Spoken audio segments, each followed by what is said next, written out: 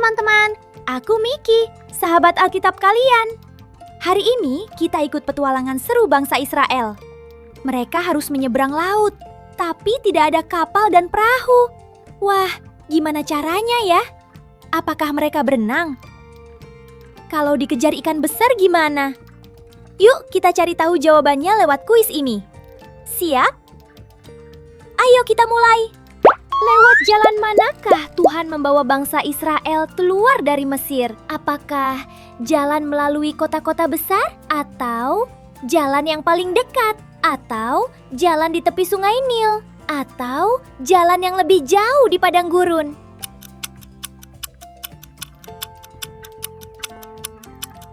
Jawabannya adalah jalan yang lebih jauh di padang gurun. Setelah bebas dari Mesir, bangsa Israel pergi menuju ke tempat yang dijanjikan Tuhan. Dan tahukah kamu, sebenarnya ada jalan yang lebih dekat untuk sampai ke tempat itu. Tapi Tuhan tidak membawa bangsa Israel lewat jalan itu. Mengapa? Karena Tuhan tahu kalau mereka melewati jalan yang dekat, mereka akan menghadapi bahaya. Mereka bisa menjadi takut dan ingin kembali ke Mesir. Jadi, Tuhan melindungi mereka. Tuhan tahu apa yang terbaik untuk mereka. Sama seperti mama dan papa yang sayang padamu. Mereka memilih yang terbaik untukmu. Apa yang Tuhan pakai untuk memimpin perjalanan bangsa Israel di siang hari? Apakah bintang terang? Atau tiang api? Atau tiang awan? Atau burung Raja Wali?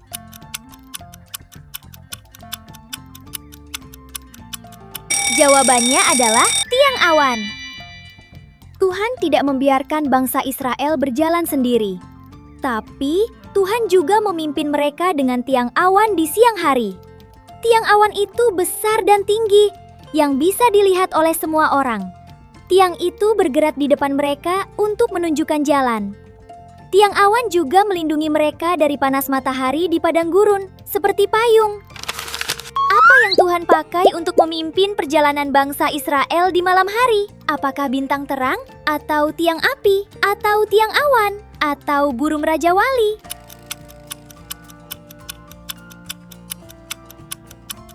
Jawabannya adalah tiang api. Tiang api memberi cahaya terang di tengah malam, sehingga bangsa Israel tetap bisa berjalan. Walaupun itu api itu tidak membakar atau menyakiti mereka. Tuhan memakai tiang api itu untuk memimpin dan memberi terang. Seperti senter raksasa yang menerangi kita saat berjalan di malam gelap. Luar biasa ya, Tuhan selalu menyertai mereka siang dan malam. Tapi, apakah mereka berjalan terus tanpa berhenti? Tidak, mereka hanya berjalan saat tiang awan atau tiang api itu bergerak. Kalau tiang itu berhenti, mereka juga berhenti dan berkemah di padang gurun. Kadang mereka berkemah 1 hari, 7 hari, bahkan lebih lama. Saat tiang itu bergerak lagi, mereka berjalan lagi mengikutinya. Siapa yang mengejar bangsa Israel sampai ke padang gurun? Apakah Firaun dan tentaranya? Atau Raja Babel dan tentaranya? Atau bangsa Filistin dan pasukannya? Atau bangsa Amon dan pasukannya?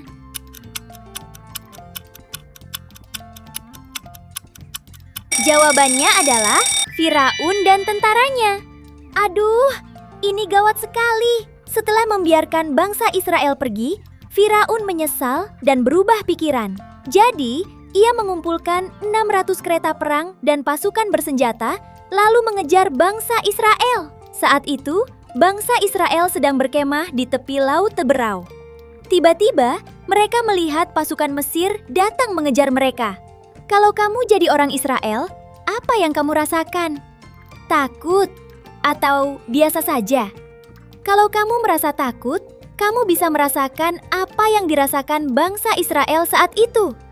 Mereka sangat ketakutan.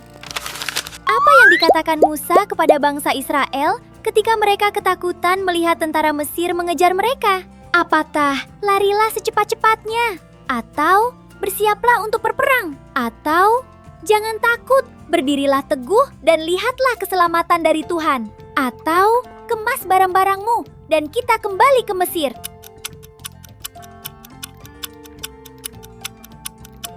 Jawabannya adalah jangan takut, Berdirilah teguh dan lihatlah keselamatan dari Tuhan. Saat itu, keadaan mereka benar-benar terjepit. Karena di depan mereka ada laut Teberau, dan di belakang mereka ada pasukan Mesir yang mengejar. Kalau mereka maju, mereka bisa tenggelam. Kalau mereka melawan, mereka bisa kalah. Sepertinya tidak ada jalan lagi. Dan disinilah Tuhan menunjukkan kuasa-Nya yang luar biasa. Tuhan membuka jalan di tempat yang sepertinya tidak ada jalan. Hebat, kamu sudah setengah jalan. Yuk lanjut ke bagian berikutnya. Bagaimana cara Tuhan menolong bangsa Israel saat terjebak di depan laut Teberau? Apakah Tuhan membuat airnya surut? Atau Tuhan membangun jembatan besar? Atau Tuhan membuat airnya jadi beku? Atau Tuhan membelah air laut itu? Jawabannya adalah Tuhan membelah air laut itu.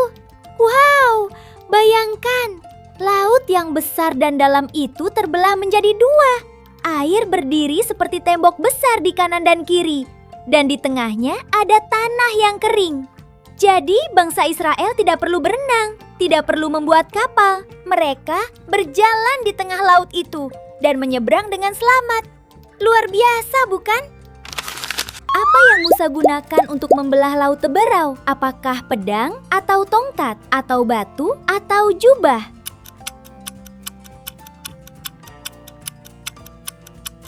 Jawabannya adalah tongkat.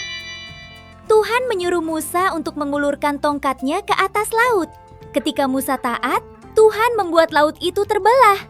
Tuhan memakai Musa yang taat untuk melakukan hal yang luar biasa. Tuhan juga bisa memakaimu untuk melakukan hal yang luar biasa. Apa yang terjadi dengan tentara Mesir saat mengejar Israel? Apakah mereka tenggelam di laut Teberau? Atau mereka kembali ke Mesir karena takut? Atau mereka ingin bergabung dengan Israel? Atau mereka ikut menyeberang dan selamat?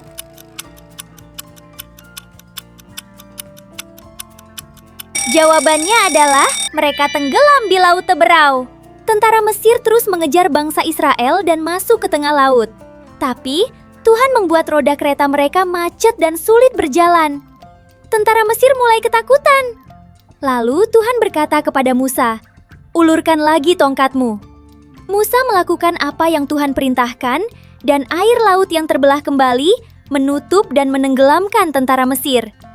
Tuhan menyelamatkan umatnya dan mengalahkan musuh mereka. Bagaimana reaksi orang Israel setelah selamat dari Firaun dan tentaranya?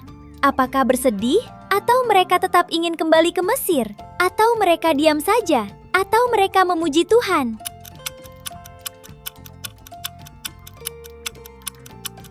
Jawabannya adalah mereka memuji Tuhan. Mereka sangat senang. Mereka bernyanyi dan memuji Tuhan karena Tuhan sudah menolong mereka. Pernahkah kamu mengalami pertolongan Tuhan? Mungkin waktu kamu takut atau saat butuh bantuan. Jangan lupa untuk berterima kasih dan memuji Tuhan ya. Tanyaan terakhir. Siapa nama kakak perempuan Musa? Apakah Zipora? Atau Miriam? Atau Yokebed? Atau Lea?